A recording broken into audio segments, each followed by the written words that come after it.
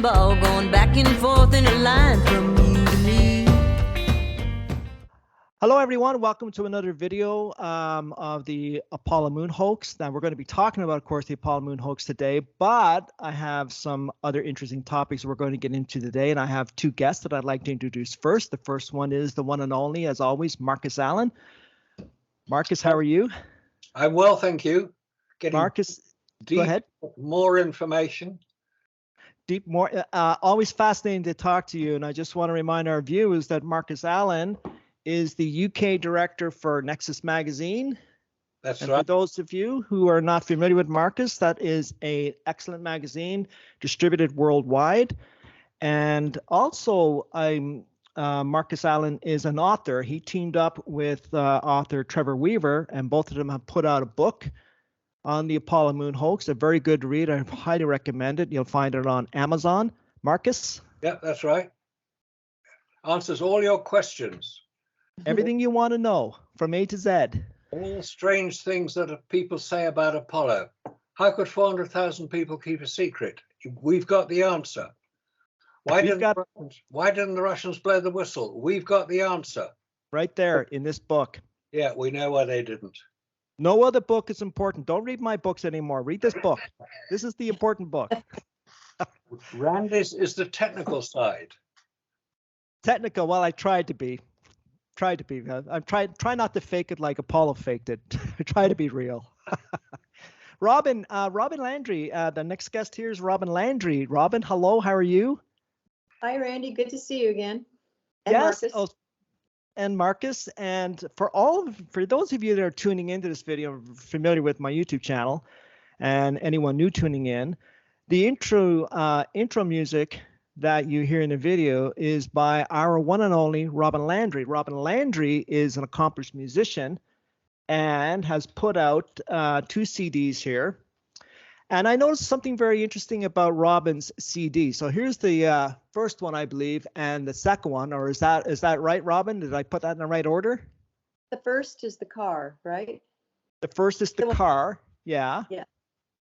And I noticed something very interesting about the first one. The first one, ladies and gentlemen, has 9 songs. The second one has 11 songs. If you put them together, you've got 9/11.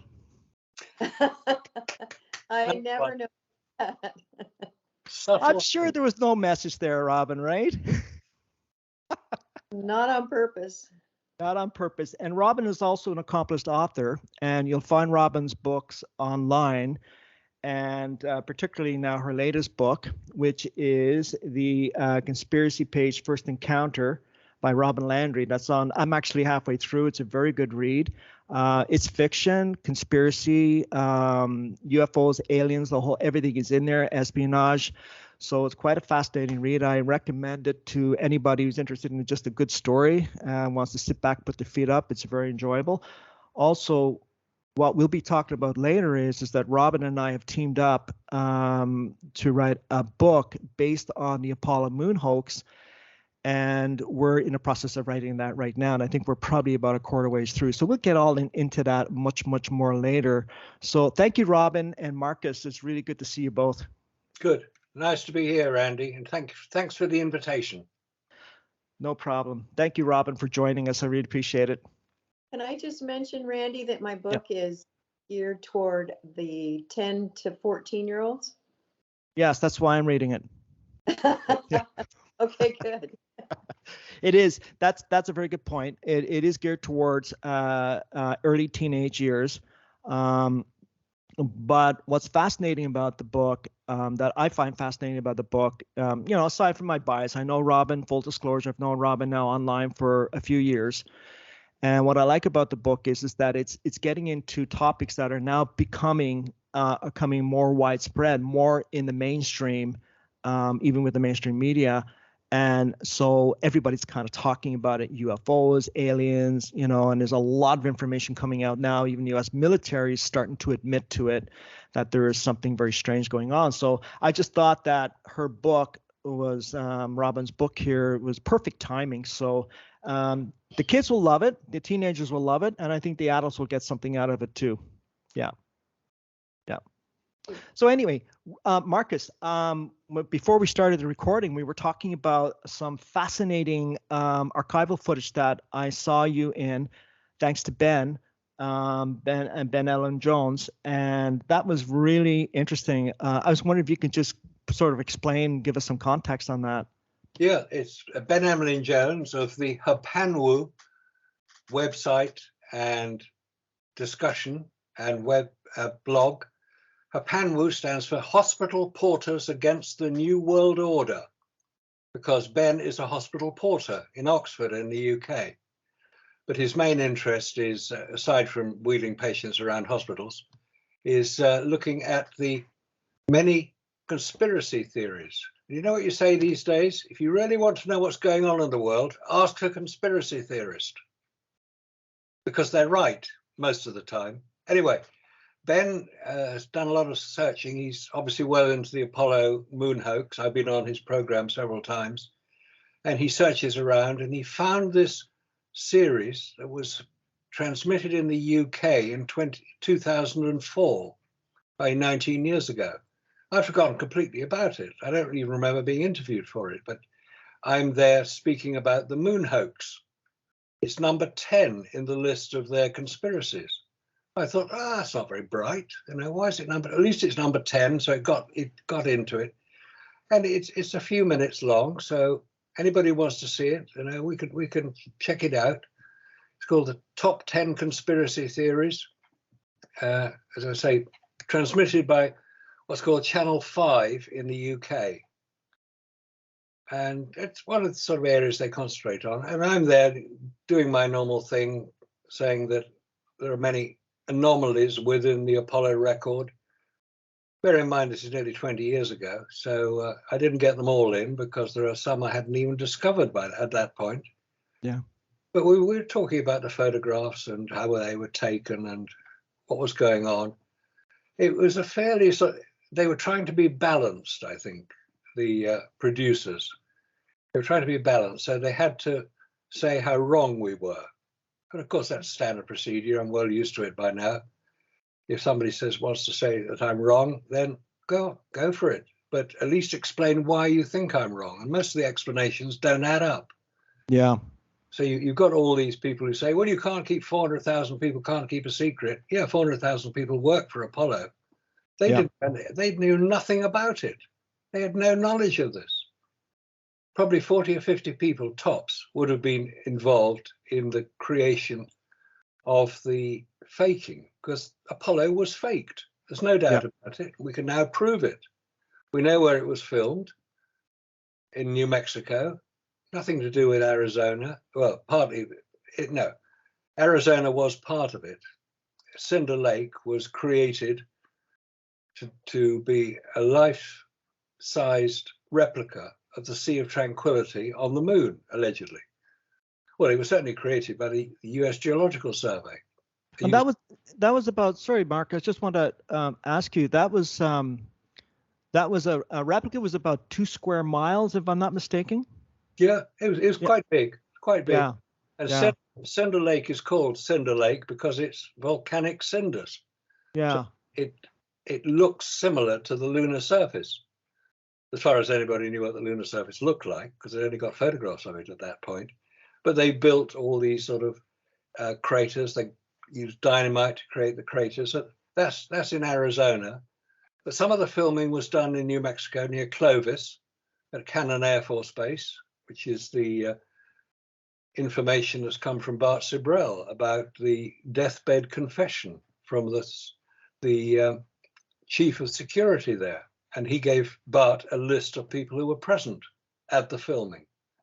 That's President Johnson. You'd expect to be there to oversee it, make sure he got it right. All the senior people from NASA were there. A few Apollo astronauts were there. What were they all doing at a remote Air Force base in Clovis, New Mexico? Exactly. What? Yeah. 1968, they were there. Yeah. So that was going on. And now we hear from the Russians, because everybody says, well, if they'd faked it, the Russians would have blown the whistle. Russians would have exposed it. Well, that's the logical thing to consider. And the Russians didn't expose it. Now we know why they didn't expose it. because they were trying to keep in with NASA. They Yeah, were cooperating. Remember the Apollo-Soyuz link-up, 1975? that's right. Yeah, There was a lot going on, a lot of cooperation. America yeah. supplied about 1 million tons of wheat to Russia during a famine they had in the late 1960s. Do you think that might have had a price attached to it? Oh, of course. Typically, shut up, don't talk. And now we hear from the head of the Russian space agency, Roscosmos, or the retired head, that he tried to find out when he was at the space agency in Russia, evidence for the Apollo moon landings. And nobody could come up with any. Nobody could say it. The nearest he got to it was Alexei Leonov, who was one of their most famous cosmonauts, man who did the first alleged spacewalk. He teamed up with Dave Scott of Apollo 15 and wrote a book. So there's cooperation going on. So Alexei Leonov was asked if he could supply the evidence for the Apollo moon landings. And he said, well, I was told they landed. That's evidence. And just want to expand on your point for a sec there, Marcus. I just received a video from our friend Moon Fakery. He runs a YouTube channel, Moon Fakery.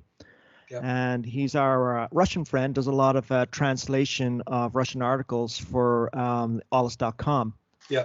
And just for the folks out there, his name is the person that Marcus has talking about, a former director of the Russian Space Agency. His name is Dmitry Rogozin, if I'm pronouncing that correctly. And he just put out, he was interviewed on mainstream news in Russia, talking about questioning the Apollo moon missions. And this is really what makes this really spectacular. And thanks to Moon Fakery for sending me the video. I'm going to link the video below so as everybody can see it. But what's fascinating about Marcus, this whole thing is that this is borderline officialdom. Like, this is a borderline official statement because this person is very close to Vladimir Putin. Yeah.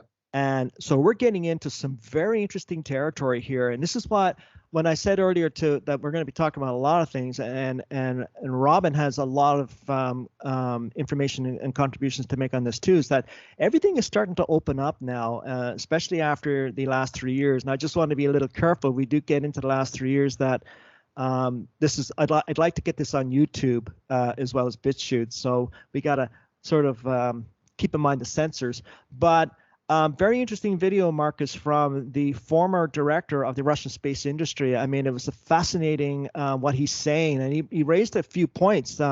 If you'd like to talk about it a little further. Yeah. Well, just before I do, let me just get something I'll show you.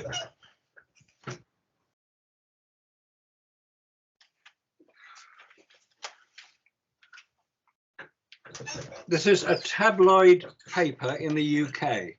You can tell it's a tabloid because it's got a red top. And this was about 2 weeks ago. This was their heading. And that's the report of that particular Moon Faker. Basically, they're saying, so it was appearing in the press. Russia. Now, this paper is the mainstream media in Russia? No, this is in the UK, this paper. In the UK. Yeah, well, that's more interesting. It's reporting on what you were talking about. Yeah. Russia, the headline is, Russia tells America, you made up moon landings, but we did it for real.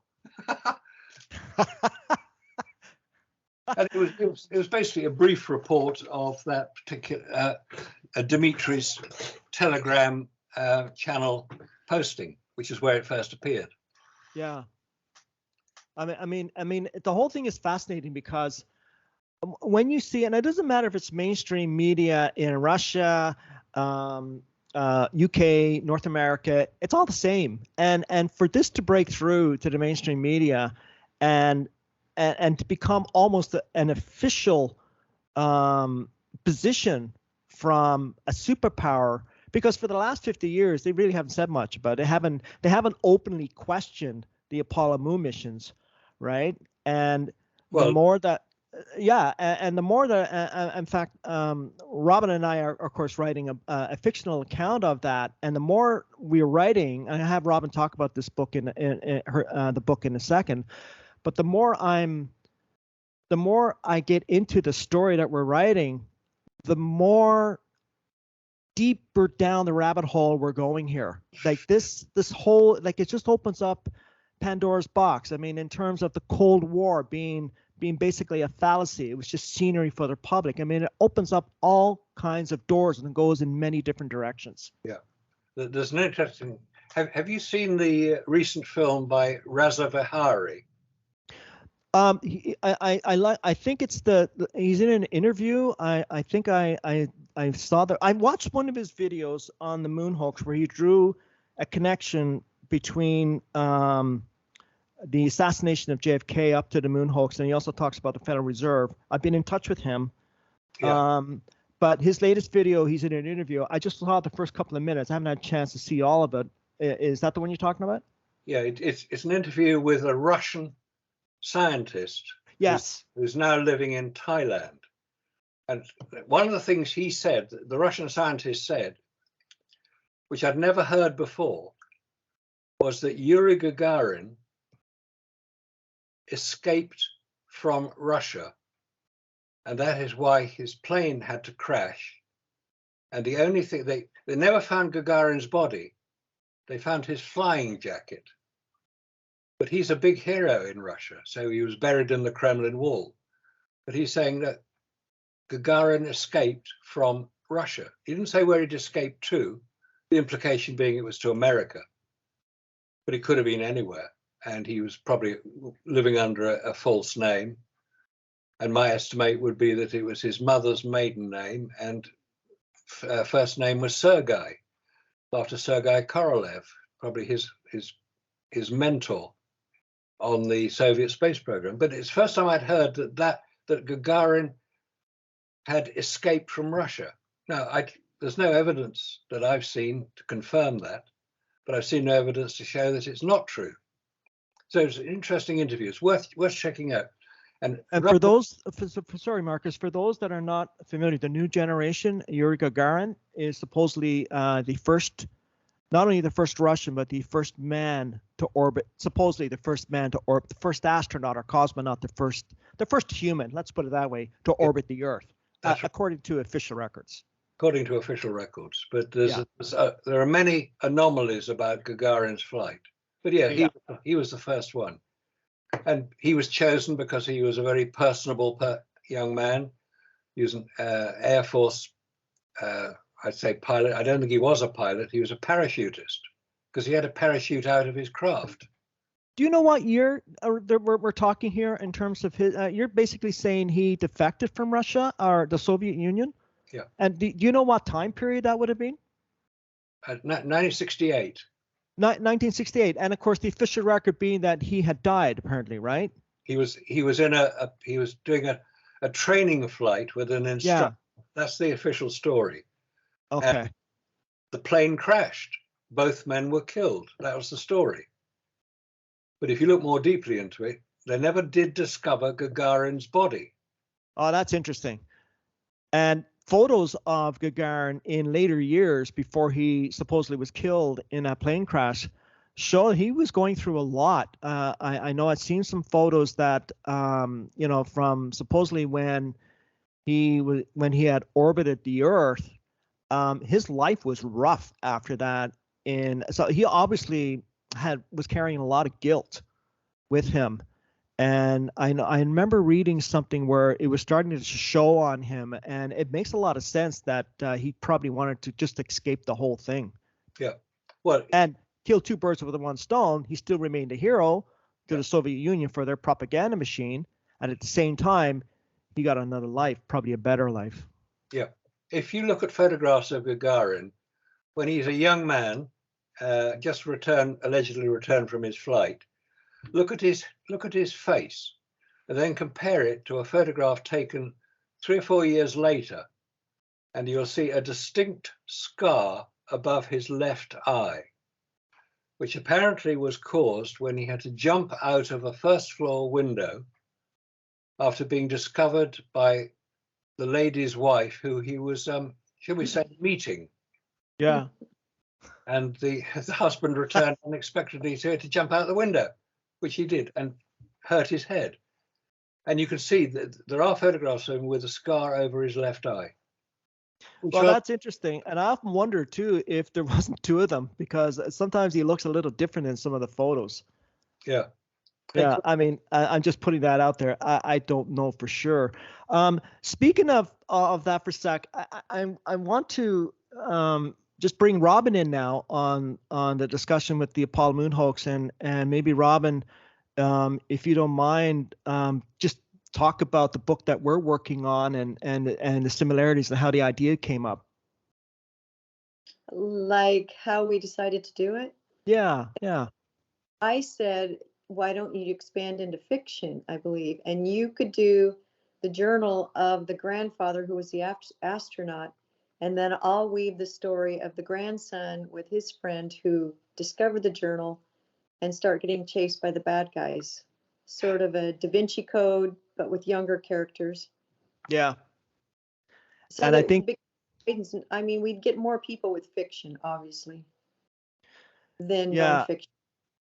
And I think too, the fascinating thing about fiction is that, and I mean, I wasn't always a big fan of fiction, but I was always a big fan of fiction movies, of course, and Da Vinci Code and so on. And a lot of these movies have a lot of truth in them. I mean, they're fiction, and that's how they can sell it, because they like to tell us what they're going to do, predict the programming, right? And I thought it was fascinating when you came up with the idea of writing it. I never thought of it before until you mentioned it, and I thought, yeah, I had to think about it for a little while. I thought, yeah, actually, that's a good idea, and that gives us a lot of latitude, because there's so many rabbit holes that we can follow in that book. Yeah. Mm-hmm. And I'm not even sure when you mentioned predictive programming, which is the newest thing to say, I'm wondering if it's actually they show it, particularly to young people, they think it and bring it into creation. I'm not sure that's how it works, rather than the bad guys making it happen, because I don't know if they have the creativity to make it happen, but they can convince us subconsciously to do it. They plant the seed and then it happens. I'm not sure if that's right, but it's worth thinking about.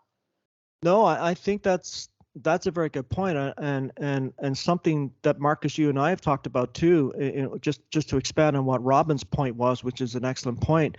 I mean, we're seeing things happen now that was predicted in books, in novels, fiction, and in movies 40 years ago. For example, the last 3 years was actually predicted in 1980 in a novel. Now, I don't remember the title of the novel, but it was predicted that there will be some kind of virus that will, affect humanity in 2020.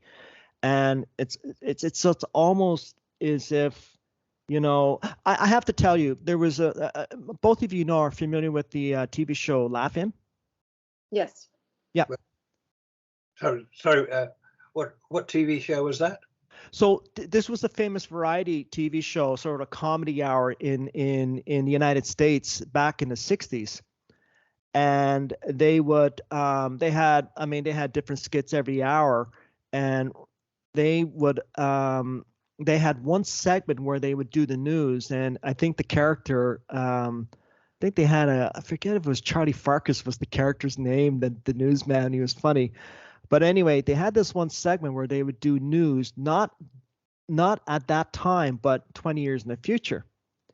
And this aired on primetime TV on a weekday night. And this skit was aired in 1969. And they were talking about President Ronald Reagan, 20 years from now, in 1989, will preside over the teardown of the Berlin Wall. Whoa. Ah, interesting. Oh, that's is that Rowan and Martin's Love? Yeah, that's it. Okay, yeah, I've seen a few of those. Yes. And Goldie Hawn. And Goldie Hawn. Yeah, she was the big star. Well, became the big star because of that, because she was very good. Yeah. Mm-hmm.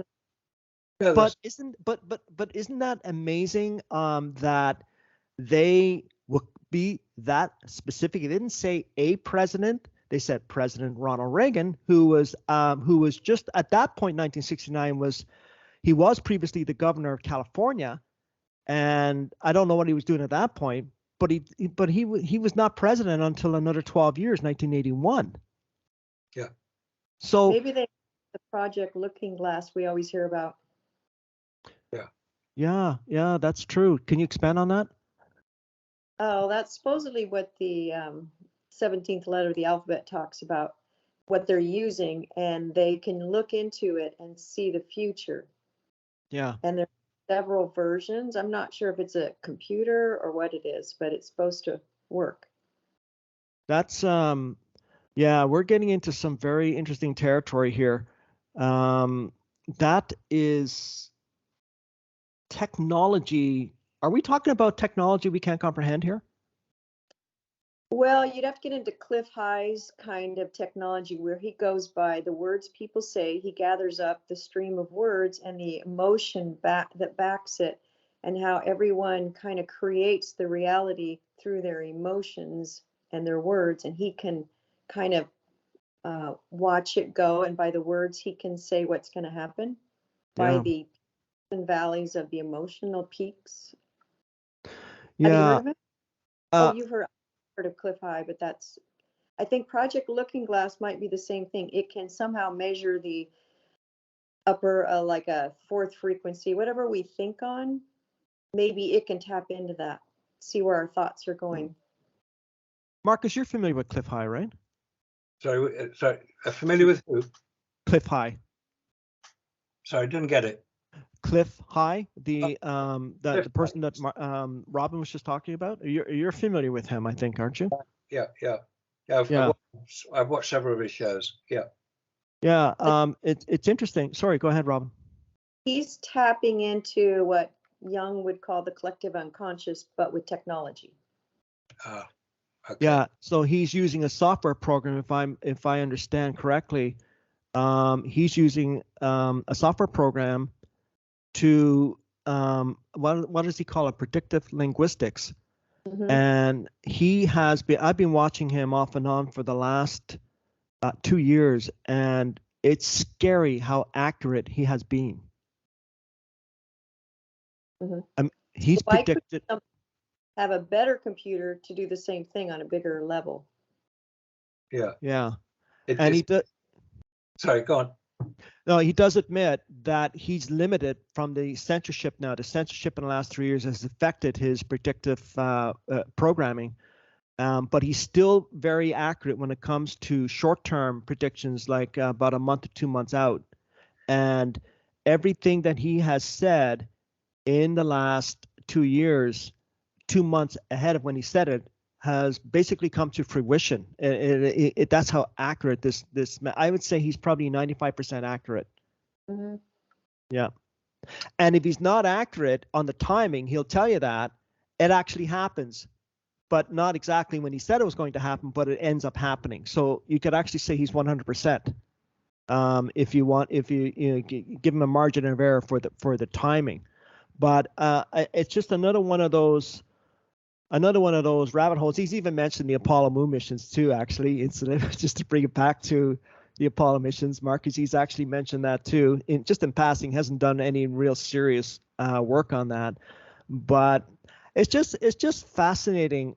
When I got involved in the Apollo missions about 3-4 years ago, I wasn't prepared. I have to be honest. Like I was always aware of the conspiracies. I was always aware of what was going on in terms of like what really happened, what was really going on, and not so much what was really going on, but I knew the official version wasn't right with JFK. I knew the official version wasn't right with 9/11, and there's some other conspiracies in between.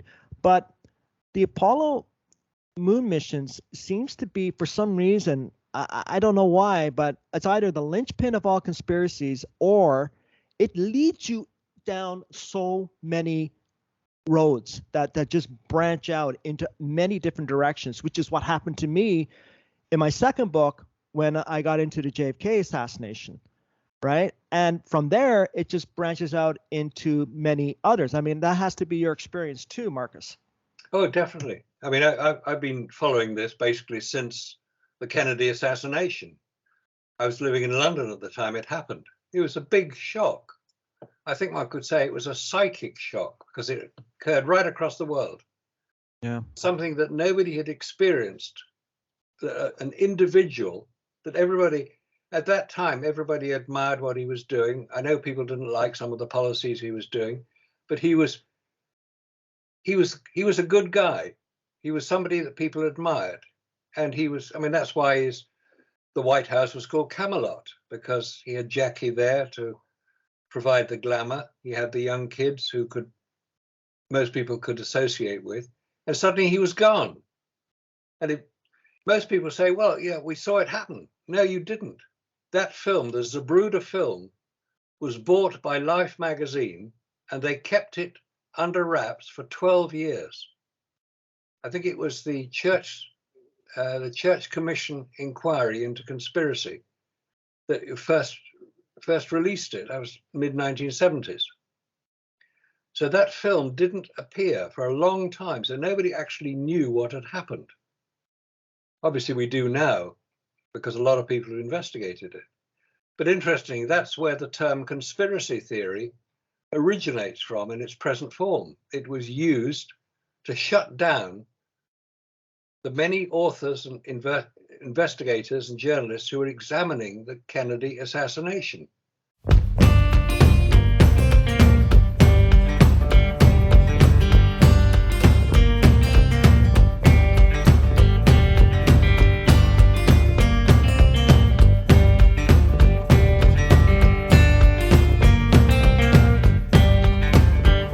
Your love's just like a wrecking ball going back and forth in a line.